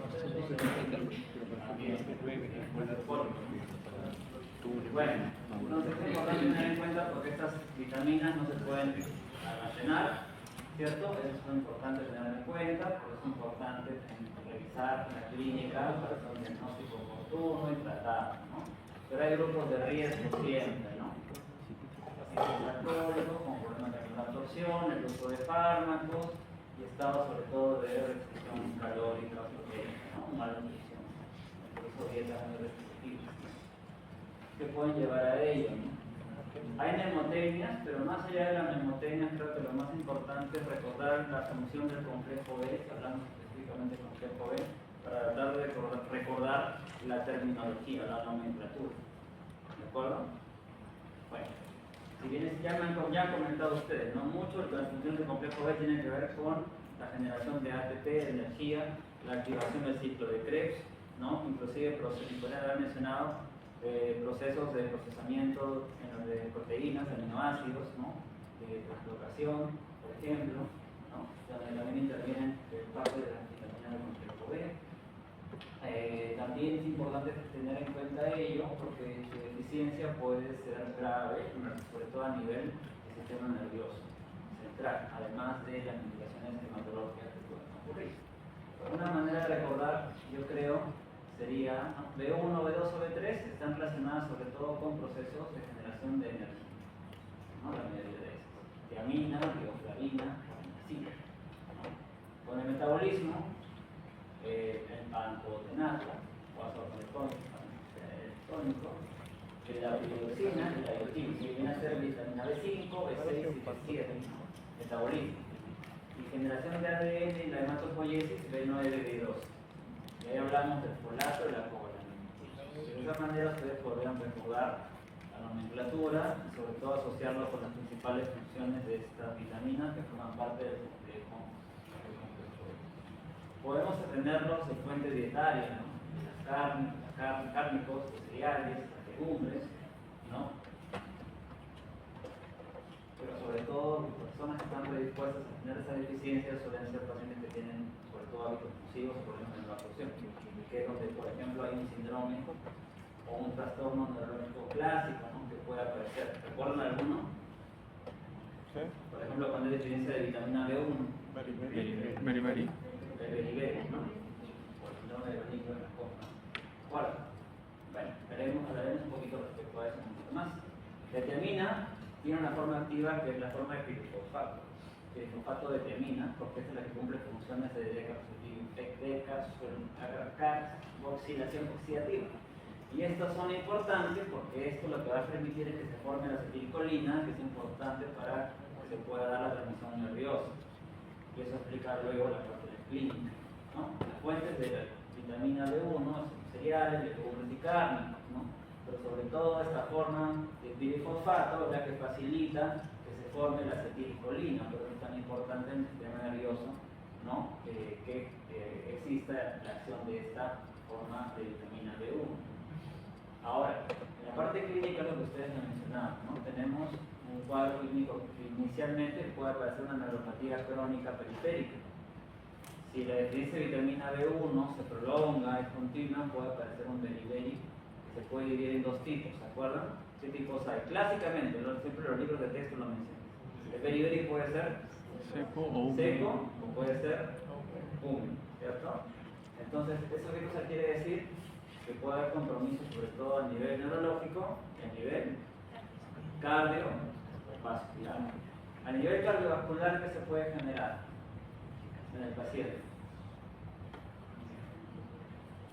¿Qué puede derivar la deficiencia de tiamina? En insuficiencia cardíaca. ¿De gasto bajo o de gasto alto?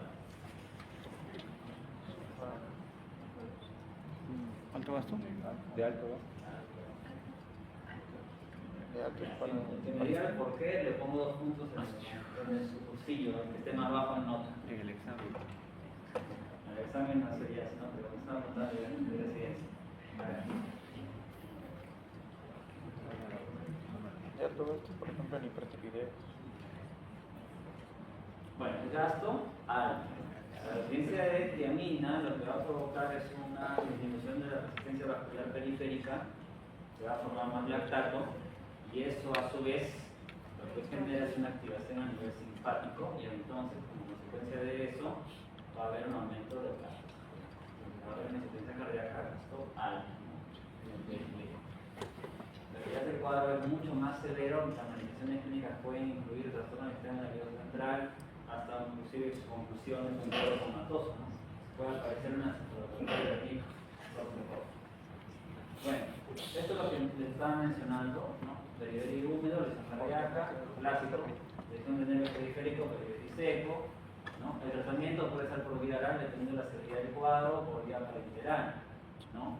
Generalmente si es un cuadro severo, una dosis por vía parenteral inicialmente y luego una dosis de mantenimiento por vía oral podría incluirse, ¿no? Pero en casos graves como encefalopatía de Wernicke, por ejemplo, se usa, ¿no? En pacientes con estos cuadros o 100 a 500 miligramos endógenos cada 8 horas y luego una dosis de mantenimiento. Algo que es importante recordar es que muchos de estos pacientes tienen factores de riesgo, ¿no? Por ejemplo, en alcohol, ¿no? Donde hay una ingesta pobre de glucosa. Estas personas pueden ser cuadros de hipoglucemia. Entonces es muy importante en estos pacientes, sobre todo por la función que tiene la glucosa a nivel del sistema nervioso central, que primero se administre la tiamina antes de administrar glucosa a un paciente, por ejemplo, que tenga malnutrición de nutrición o que sea alcohólico y que esté pasando por un cuadro de síndrome de Wernicke o cirrosis. Porque recuerden la función de la tiamina, ¿no? Activar la acetilcolina, también favorecer el metabolismo de la glucosa a nivel del sistema nervioso central. Primero sería reponer la tiamina, la deficiencia de tiamina y luego administrar la glucosa para que realmente sea. Esa sería la secuencia. Porque esto les puede pasar o pasa en las emergencias, ¿no? Sobre todo en nuestra realidad, ¿no? En nuestra, digamos, en nuestra vida, ¿no? Y hablamos de este hospital. Bueno, en la mayoría de hospitales de ven pacientes de repente alcohólicos, pacientes que han estado abandonados, pero que están en emergencia del hospital, ¿no? Porque son unos cuadros de trastorno. Bueno, riboflavina. También acá es importante recordar algo, ¿no? Riboflavina deben recordar que forma parte de, sobre todo, el FAT, ¿no? Y el NADH, ¿de acuerdo? La función de estos tiene que ver con la transferencia de electrones, para que se pueda dar o activar todo esto a nivel del ciclo de Krebs, ¿cierto? Y esto también facilita, me refiero a la vitamina B12, la acción de un antioxidante, ¿no? Que es la glutatión reductasa. ¿Okay? Principal fuente de vitamina B12 lo tenemos de los lácteos, la leche, por ejemplo, ¿no? Recuerden, la función principal tiene que ver con la transferencia de electrones. Su deficiencia, en realidad, no es tan frecuente, ¿no? Pero su cuadro clínico, digamos que sí puede ser grosero característico, ¿no? Podemos encontrar a nivel térmico glossitis, bueno, en la lengua glossitis, podemos ver a nivel térmico de hepatitis seborreica, hepatitis angular, glossitis, ¿no? Lo que es importante es que la vitamina B12 también puede activar otras enzimas como la vitamina B6 y el ácido fólico. Entonces, si nosotros encontramos un paciente que tiene glossitis, ulceración a nivel lingual o fibrosis labial, podemos pensar que hay una deficiencia de vitamina B2 o de riboflavina. Continuamos. Vitamina B3, niacina. ¿Recuerdan de la niacina? ¿Cuál es su principal precursor? La nicotinamida de dinucleótido.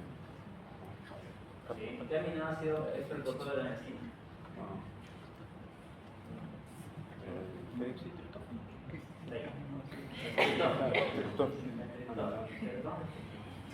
Una deficiencia de triptófano además podría ocasionar una deficiencia de niacina. Pero como yo sé que ustedes son muy buenos alumnos que vienen leyendo, allá, talleres, no me falles. ¿Qué enfermedad se relaciona a la deficiencia de niacina?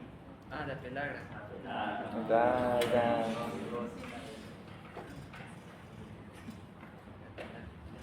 ¿Está Lucero? Ah, Lucero. ¿Y qué incluye la pelagra? ¿Alguna manifestación clínica? ¿Con 3 P's o pueden ser 4 P's?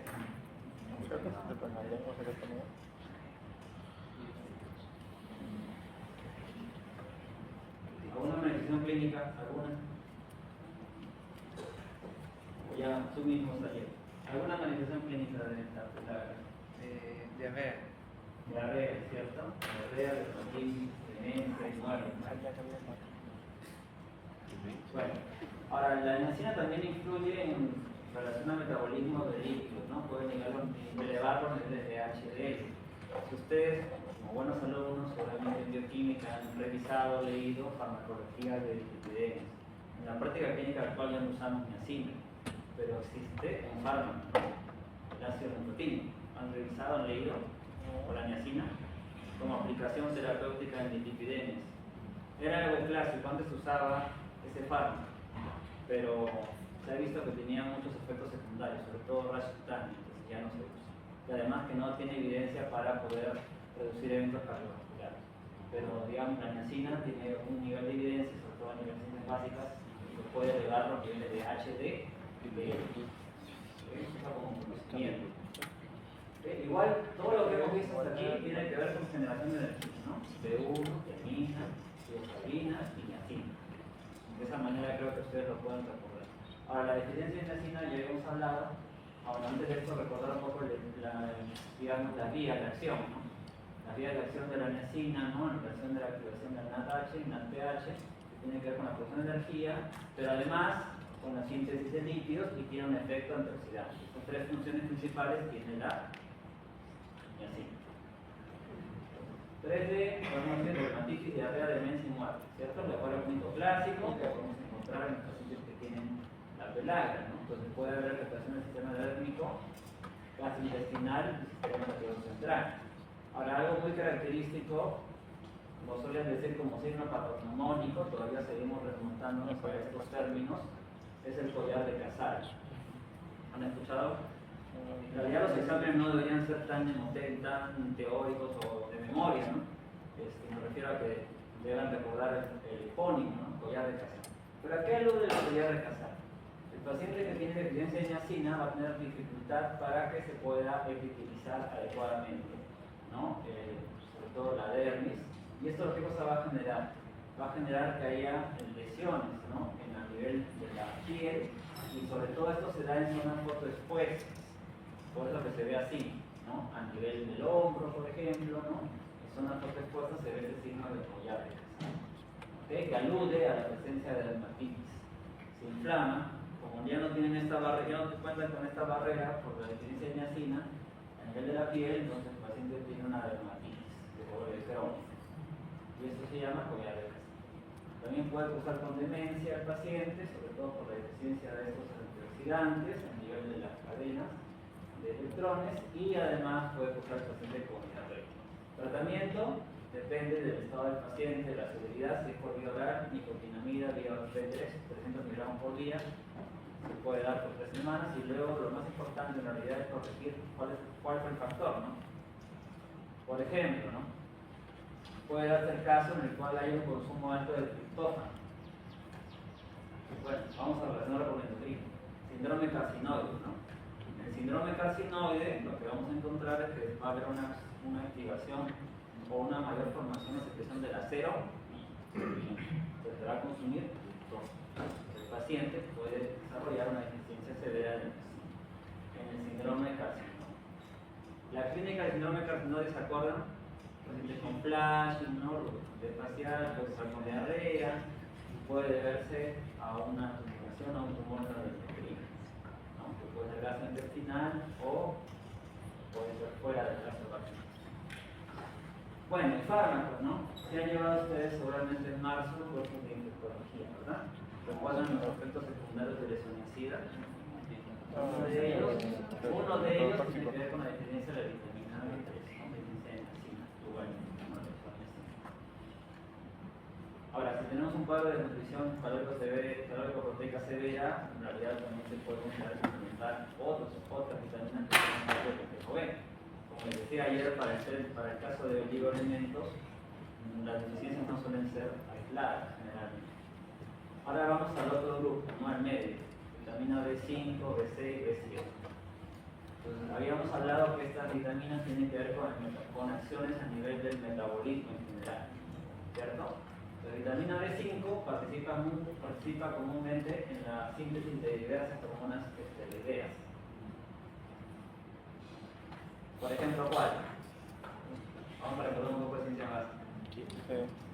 ¿Qué hormonas suelen tener un origen en que sea un esteroide? Estrógeno, aldosterona, cortisol, ¿cierto? Muy bien. Pues también influye el nivel de vitamina B5 para una adecuada secreción de estas hormonas. ¿Ok? Entonces se dan cuenta de la importancia. No solamente eso, también tiene que ver con el metabolismo de las grasas, de los carbohidratos, el crecimiento y el sistema nervioso. Fuentes de vitamina B5 las tenemos en la dieta, ¿no? Carnes, verduras, huevos, también lo tenemos en paltas, en caldo de trigo, ¿no? Recordar eso. Y una de las funciones importantes de la vitamina B5, que es el ácido pantoténico, es que esta va a poder transferir glucosacilo, ¿no? Para que se pueda dar lugar a la formación de acetilcoenzima A. ¿Okay? Esa es la principal función, que se pueda dar lugar a la formación de la acetilcoenzima A. Que ustedes saben que la acetilcoenzima A tiene funciones metabólicas amplias y diversas en el nivel metabólico, ¿no? Ahora, por ejemplo, no solamente es la producción de ATP, ¿no? Donde interviene el acetil-CoA, sino también la síntesis de ácidos grasos, ¿de acuerdo? También tiene que ver con la síntesis de colesterol, algunas esteroideas, la síntesis de la acetilcolina, ¿no? Entonces, no solamente es la vitamina B1, sino también la B5, que interviene en la producción de la acetilcolina. Poblaciones de riesgo en las cuales puede haber, antes de eso, el pantoténico tiene que ver con pan, tiene funciones diversas, ¿no? Si quieren recordarlo, pantoténico, B5, por estas funciones amplias en el metabolismo de grasas, carbohidratos, energía y hormonas. Factores de riesgo, pacientes con malnutrición severa, también pacientes en terapia nutricional prolongada, nutrición parenteral, por ejemplo, pacientes de hemodiálisis o aquellos que tienen deficiencia congénita de la coenzima A sintetasa. ¿Qué síntomas puede dar lugar? Síntomas de sistema nervioso central, por ejemplo, neuropatía periférica, dolor de tipo quemazón, parestesia, semejante a lo que vemos en la neuropatía diabética, por ejemplo, periférica. También le llaman síndrome de piel ardiente, así lo pueden encontrar en algunos libros de texto. A nivel neurológico puede haber fatiga, debilidad muscular, gastrointestinal, puede haber vómito, dolor renal, pérdida de apetito y también puede aparecer dermatitis e incluso alopecia. Bueno, quienes usan algunos shampoos habrán visto, ¿no? Muchas veces la industria también juega con eso, ¿no? Ácido pantoténico, ¿no? Se le agrega a, por ejemplo, algunos tipos de champús para el cabello. Bueno, piridoxina. Seguimos con metabolismo, ¿no? Entonces, piridoxina también es importante, sobre todo lo encontramos a nivel de las plantas, pero la forma activa es el fosfato lipidioxal, que es la coenzima activa, ¿no? Que es la que va a tener la función biológica específica, ¿no? Sobre todo esta piridoxina, y es lo que les decía, interviene en el metabolismo de las proteínas, ¿no? El proceso de transaminación, desaminación y de carboxilación de las proteínas. Entonces, si se ve deficiente, estos procesos enzimáticos a nivel de metabolismo de las proteínas pueden verse alterados. Y la clínica del paciente que puede conllevar neuropatía periférica, alteración del metabolismo del triptófano, porque también es importante esta para la formación del triptófano, cuadros de epilepsia, anemia microcítica y también problemas dermatológicos semejantes a la pellagra, ¿no? Semejantes a la pellagra porque la vitamina B6 es importante para la conversión del triptófano en niacina. Entonces, por eso puede haber un cuadro dérmico semejante a la deficiencia de niacina. ¿Okay? El exceso de vitamina B12 puede provocar también neuropatía, daños neurológicos y síntomas gastrointestinales. Grupos de riesgo igualmente, pacientes alcohólicos, enfermos, embarazadas, con pacientes con problemas de malabsorción y también el tratamiento con isoniazida. También la isoniazida es un factor. ¿Ok? Entonces no se olviden que en estos casos, cuando hablamos de vitamina B5, B6, ¿no? Y B7, estamos hablando del metabolismo, sobre todo. Ahora vamos a la biotina, ¿no? La biotina es otra vitamina que interviene en procesos de carboxilación. Entonces, aquí sobre todo lo que va a ayudarnos, o que va a ayudar en general, es al que se dé la formación del oxalacetato. Como ustedes saben, ¿no? A nivel de las mitocondrias también tiene una importancia fundamental para la generación de energía, ¿no? Lo que es importante recordar es que la deficiencia de vitamina B7 o biotina no es frecuente. Es si, digamos, debemos buscarla en ciertos grupos de riesgo, ¿no? Pacientes, por ejemplo, que tengan nutrición parenteral, pacientes que consuman feniletoína, carbamazepina, pacientes que usan antibióticos de amplio espectro. Y bueno, algo que de repente les puede generar una curiosidad, ¿no? Pacientes que consuman claras de huevo, crudas. ¿Por qué creen que las bueno, si han leído, sí me sorprendería. Me sorprendería gratamente. Un paciente una persona que consuma claras de huevo con forma crónica, crudas, ¿por qué podrías tener riesgo de desarrollar deficiencia de bioquímica? Y me lo dice este, levanta la mano.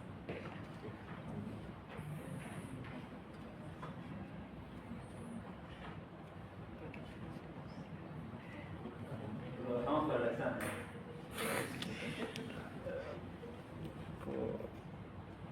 Bueno. Mejor no como eso. Entonces, la bilina impide la absorción de la biotina. ¿Okay? Es el componente que está en la clara del huevo. Entonces, estas personas que consumen, a veces ocurre, ustedes han visto, ¿no? Hay gente que consume clara de huevo de esta manera, ¿no? Hace batidos de clara de huevo, ¿no? Crudos. Entonces la vidina no Puede es... predisponerlos a disminuir la absorción de la biotina, ¿no? Por la presencia de la biotina en la clara del huevo. Pero, o sea, entonces la vidina se elimina, se Manifestaciones cambia cuando se clínicas. come. Dermatitis perioficial, alopecia, conjuntivitis, a nivel neurológico, letargia, depresión, ataxia, convulsiones lactantes, podría aparecer dependiendo de la expresión clínica del paciente, hipotonía, retraso de desarrollo, convulsiones. Bueno. Doctor, una consulta Sí. respecto a la vidina que mencionaba que impide la absorción de la biotina. Entonces, porque por ser huevo crudo, al cocinarlo, al cocerlo, desnaturalizo eso y por eso es que ya no impide. Al cocer. Ajá. Ah, claro. Claro, al cocer. Por eso hablamos de huevos crudos. No hablamos de huevos crudos. Bueno, pero sí está, o sea, sí es algo que es recurrente, está escrito y si revisan ustedes mismos, porque lo importante es que más allá de la teoría ustedes hagan el libro de texto y dicen, no, usan otras fuentes. De repente yo les estoy mintiendo. Y también infección por salmonela, ¿no? O salmonelosis por consumo de huevo crudo. Claro. Bueno, vamos a la parte ya final. Sí, ácido fólico. Ácido fólico. Vitamina B9 y B12. Ácido fólico tiene que ver con la síntesis de ADN, ¿cierto? Pero la deficiencia está en diferentes niveles en el metabolismo, ¿verdad? Si hablamos de vitamina B9 o ácido fólico, esto es muy importante para la formación del ADN y también influye en el metabolismo de aminoácidos, también tiene que ver con la eritropoiesis, como ya me mencionaron hace unos momentos, y es muy importante para el desarrollo del tubo neural que hemos comentado, ¿cierto? Por eso cuando hay sospecha de deficiencia, en general se previene de una forma profiláctica con el consumo de ácido fólico. Bueno, lo que sí les quería mencionar en esta parte es que recordemos qué es lo que ocurre normalmente con el ácido fólico, ¿no? El ácido fólico, bueno, el folato, se va a convertir en tetrahidrofolato, luego va a haber un transporte de un carbono y se van a formar las fosforinas y la timidina, que son necesarias para que se dé lugar a la síntesis del ADN, que contribuye a la maduración celular de forma normal. ¿Qué ocurre cuando hay deficiencia de ácido fólico? Vamos a encontrar que en los pacientes va a haber una disminución en la formación de timidina y por lo tanto una menor síntesis del ADN. Y eso influye en que no haya una adecuada eritropoiesis, ¿no? Entonces vamos a encontrar ya en esos estados anemia megaloblástica. Eso ocurre a este nivel por la deficiencia de ácido fólico. Entonces, ¿cuáles son fuentes de ácido fólico que podemos encontrar comúnmente? Verduras de hoja verde, legumbres, cítricos. La deficiencia que puede conllevar anemia megaloblástica, puede conllevar leucitis y defecto del tubo neural. Ahora, la deficiencia tiene que ver porque como no hay una adecuada maduración de los hematíes, entonces van a haber un acúmulo de megaloblastos en la médula ósea, ¿no? Y presencia de macrocitos si hablamos de sangre periférica, ¿no? Entonces, es a este nivel donde ocurre la deficiencia para que no se dé una adecuada formación del ADN. Vamos a ver el contraste cuando hablemos de vitamina B12. Vamos a la vitamina B12 que es la cianocobalamina. Ya no les quiero reiterar el ejemplo aplicado en endocrinología, pero también recuerden que en adultos mayores podemos encontrar deficiencia por problemas de malabsorción de vitamina B12. Son grupos de especies, ¿no? Bueno, las recomendaciones diarias Aquí las pueden ustedes encontrar, ¿no? 4 o 5 miligramos, pero fuentes naturales de vitamina B12 encontramos en cereales fortificados, leches vegetales fortificadas, suplementos orales, también en cárnicos, ortocárnicos, aves, pescados, mariscos, lácteos, hígado de res y de riñón, ¿no? Tiene un alto contenido de vitamina B12. Entonces, si tenemos una dieta balanceada, no deberíamos tener deficiencia de vitamina B12, salvo que tengamos algún trastorno que afecte su biodisponibilidad. Bueno, aquí son dos reacciones y los niveles en los cuales está la deficiencia son distintos a la vitamina B9 o al ácido fólico. Porque en estos casos lo que se va a dar en los pacientes es una alteración para que se forme adecuadamente el tetrahidrocolato. Pero lo que vamos a encontrar es que no va a haber una adecuada síntesis del ADN y va a haber acúmulos, por ejemplo, de la metionina, ¿no? Va a haber aumento de la metionina y de la homocisteína. Entonces esa es la diferencia que ocurre cuando hay deficiencia de vitamina B12 respecto al ácido fólico. Igualmente en los dos casos podemos encontrar anemia megaloblástica. Ahora, para que no se absorba la vitamina B12 de la dieta pueden haber varios factores, ¿no? Uno de ellos, por ejemplo, es cuando hay deficiencia en el factor intrínseco, ¿no? Esto ocurre en una enfermedad, ¿cómo se llama? Anemia perniciosa, ¿cierto? Entonces no va a ocurrir una adecuada absorción, ¿no? A nivel de las células del estómago, y además podemos ver también situaciones en las cuales hay deficiencia de vitamina B12, por ejemplo, pacientes que han sido gastroenterizados o pacientes que no tienen adecuada acidez gástrica, ¿no? Por eso les hablaba que en adultos mayores también pueden estar predispuestos a tener deficiencia de vitamina B12. Bueno, la clínica de la deficiencia de vitamina B12 también tiene que ver con alteraciones a nivel de la dermis, también tiene que ver con neuropatía periférica, con anemia megaloblástica, también puede ocurrir ageusia, ¿no? Y también puede haber comportamiento de convulsitis. Tengamos en cuenta que la deficiencia de vitamina B12 no solamente ocurre por deficiencia dietaria o problemas de mala absorción, ¿no? También puede ocurrir por fármacos, ¿no?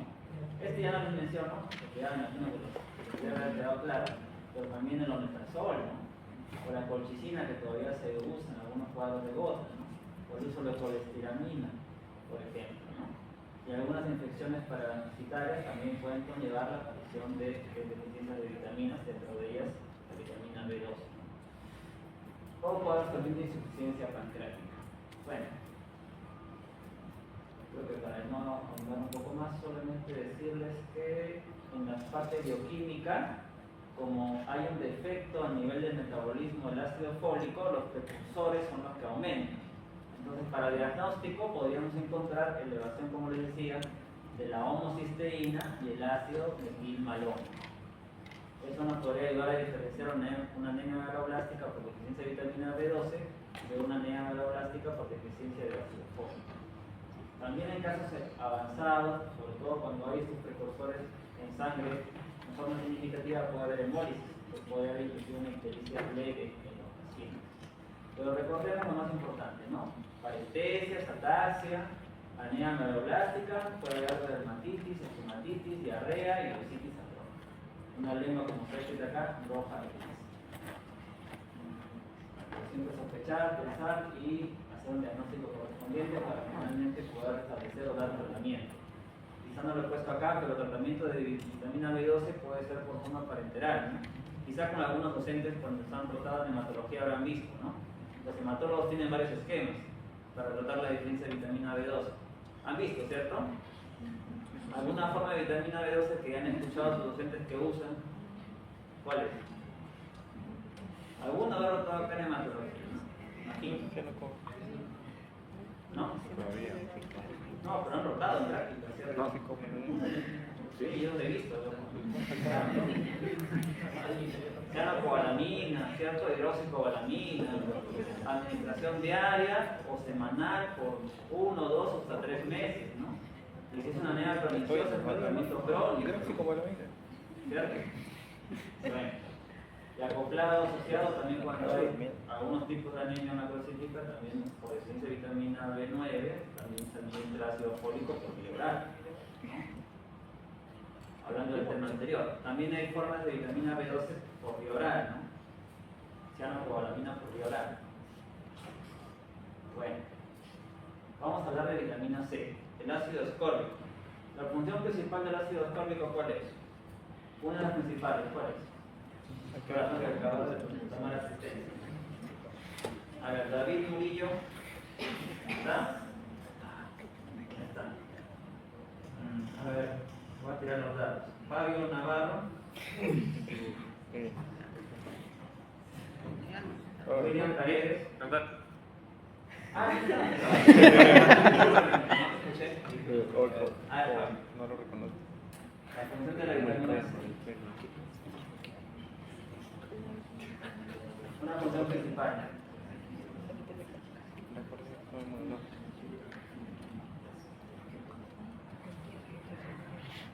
Cita presente. Voy para mi parte. William Paredes. ¿Está William o no está? ¿No está? ¿Cuántas veces está? Danisa Peña. ¿A poco? Karen Pérez. Karen. Muy bien, síntesis de colágeno, cicatrización de las heridas, reparación de heridas. ¿Cierto? Sí. Esa es una de las funciones principales que tiene la vitamina C. ¿Alguna otra más? Bueno, ya lo Para el la hierro. función de hierro. A ver, pero le pregunto algo más difícil que eso, ¿no? A ver, entonces, la vitamina C, ¿qué función tiene respecto al hierro? ¿Cómo así facilita la función? ¿Quién me podría explicar? Bueno, convierte el hierro ¿Qué te doy el paso aquí? Solamente quiero completar la asistencia. Karen Pérez. ¿Karen está? Ah, perdón. Ariana Ponciano. ¿Alguna idea? ¿Cómo facilita el hierro la función de... Perdón, ¿cómo facilita la vitamina C la función del hierro?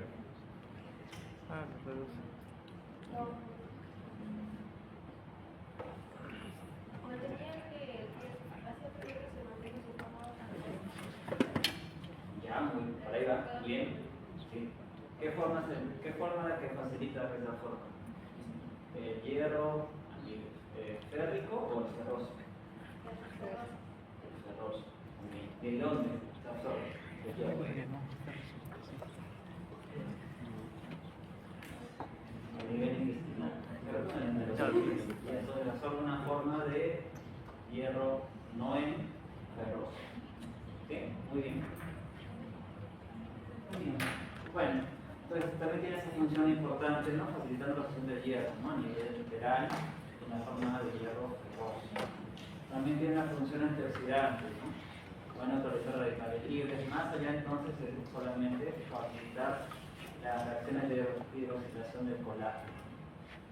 Y esto es lo que estábamos comentando con su compañera, lo que decíamos, ¿no? La función del hierro no es en la forma férrica, sino en la forma ferrosa, ¿no? Aquí también interviene un transportador a nivel del enterocito, ¿no? Que va a facilitar la función de la forma ferrosa. Y todo esto es dado o aunado por la acción de la vitamina C, el ácido ascórbico. El ácido ascórbico lo encontramos en la dieta igualmente.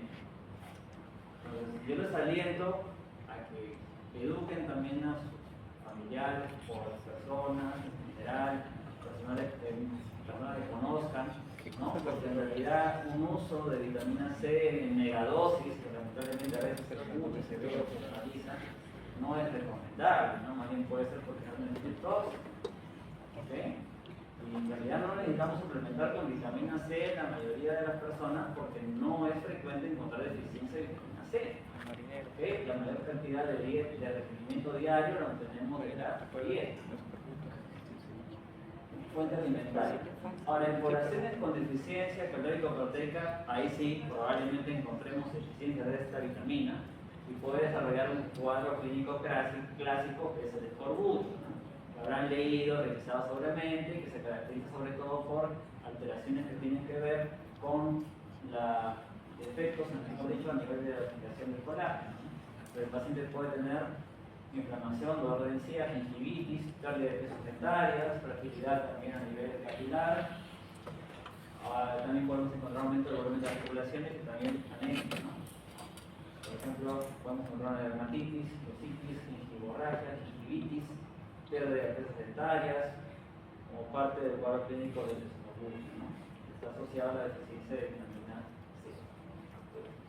Bueno, yo creo que sí reconocen que cuando hablamos de cuerpo estamos hablando de deficiencia de vitamina C, porque a veces el término se emplea en forma errónea, ¿no? Sobre todo a nivel coloquial. Pues en conclusión, la vitamina C es un antioxidante, ¿no? Hidrosoluble, va a tener un efecto entonces eliminando radicales libres, facilita el metabolismo del colágeno y su deficiencia puede dar un cuadro característico determinada por último, en el cual puede haber además la alteración de la protección de heridas, la presión genética y una anemia hemocítica normocrónica. Bueno, había unas preguntas más, creo que sí podemos. Hola, vos, este ya se las dije, la pregunté, es la respuesta. Lo pregunté por delivery húmedo. Y el último ya, creo que es la última. Un paciente alcohólico crónico llega con confusión, ataxia mental. ¿Cuál es la medida terapéutica inicial más importante? A ver, todavía no me respondan. Quiero terminar. Está Aarón Quinteros. Creo que sí está por ahí. Aarón, ¿cuál sería tu clave?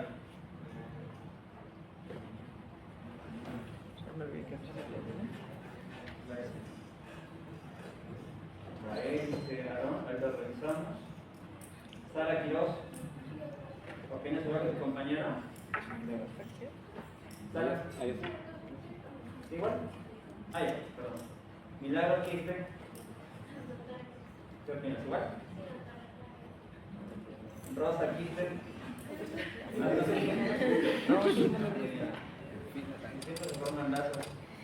Integrado y eso se debe entender. Diana Ramírez Coca. Diana. Sí. Rivera Pastrana.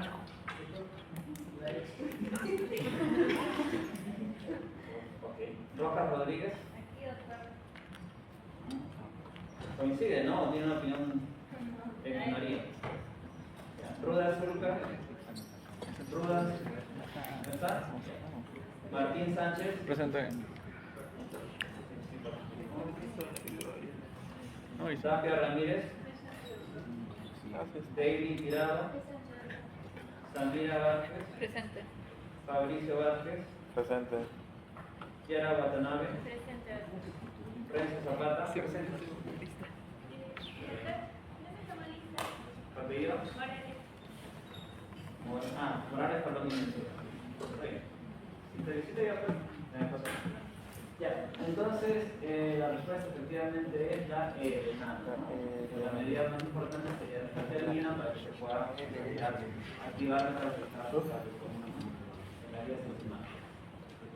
En conclusión, las vitaminas que hemos visto son nutrientes esenciales que el organismo necesita para cumplir múltiples funciones y aprovechar otros nutrientes. Cumplen funciones importantes en el sistema nervioso, síntesis hormonal, como hemos visto, los glóbulos rojos y expresión genética, regulando diversos procesos metabólicos. Las vitaminas liposolubles actúan con las grasas que se almacenan en el hígado y tejido adiposo, lo que puede llevar a toxicidad, mucho cuidado si se consumen en exceso. Las hidrosolubles, sobre todo el complejo B y la vitamina C, no se almacenan significativamente en el organismo y deben ingerirse regularmente para evitar deficiencias. Regularmente en dosis, digamos, de los rangos normales. El uso de suplementos vitamínicos entonces debe reservarse para casos en los cuales sí haya evidencia clínica o bioquímica de deficiencias y no en forma general. Bueno, eso lo quería compartir con ustedes.